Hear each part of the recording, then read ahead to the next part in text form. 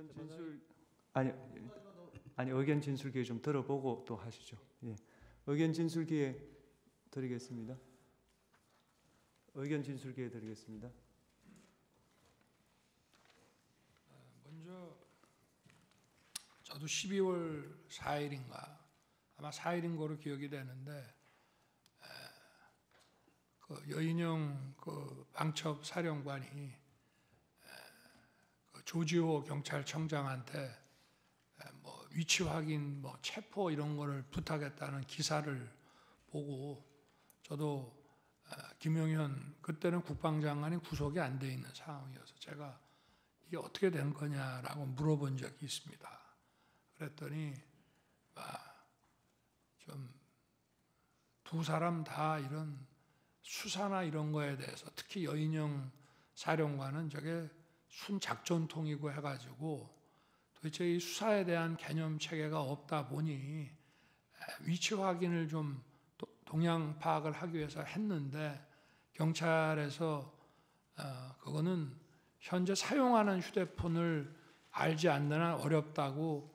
딱 잘랐다고 이렇게 얘기를 해서 저도 그런 부분에 대해서는 정말 불필요한 일이고 잘못됐다고 생각합니다. 그러나 지금 이제 우리 국정원 1차장의 이 메모와 관련된 문제는 그런 차원의 문제가 아니고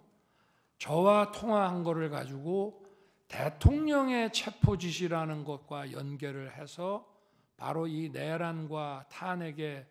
이 공작을 했다는 게 문제입니다. 지금 제가 그 당시에는 지난번에도 말씀을 드렸지만 국정원장이 미국 출장을 갔는지 여부에 대해서 좀 오해가 있다 보니까 사실은 직무대리인 1차장에게 통화를 하게 된 그러면서 지금 이런 상황이 지금 발생을 했다고 지난번에도 말씀을 드렸는데요. 제가 여인영 그 방첩사령관을 도와줘라라고 한 얘기 그리고 제가 1차장에게 이따가 전화 혹시 할 수도 있다라고 한 8시 반경에 얘기를 해서 10시 넘어서 제가 이제 계엄 선포를 다 하고 올라와서 전화를 한 이유는 아까도 말씀드렸지만 몇 차례 본 적도 있고 또 뭐 일도 열심히 하는 것 같고 이렇게 해서 제가 격려 차원의 전화를 한 건데 그중에서 제일 중요한 부분이 우리 홍 차장이 여인영 사령관하고 육사 선후배잖아 하는 얘기가 가장 중요한 얘기인데 아까 그 얘기 못 들었다고 거짓말하지 않습니까? 제가 전화를 한 이유는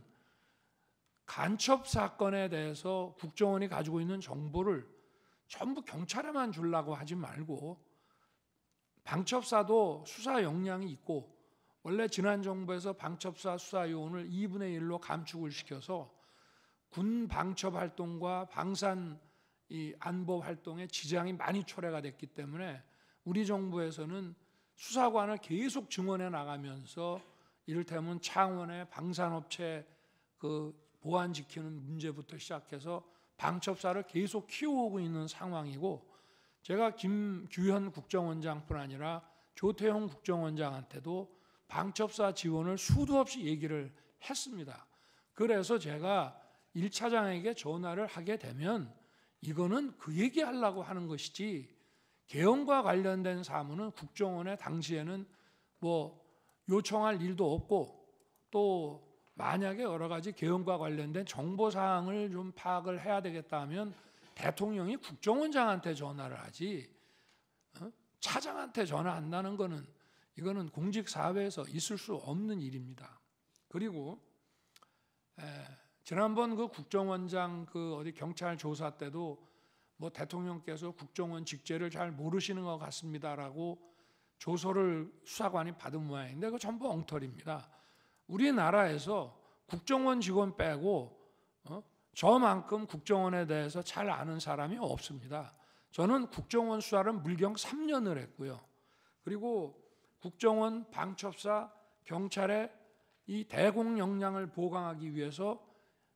취임 이후에도 엄청난 노력을 했을 뿐 아니라 국정원 인사를 벌써 여러 차례 해온 사람이라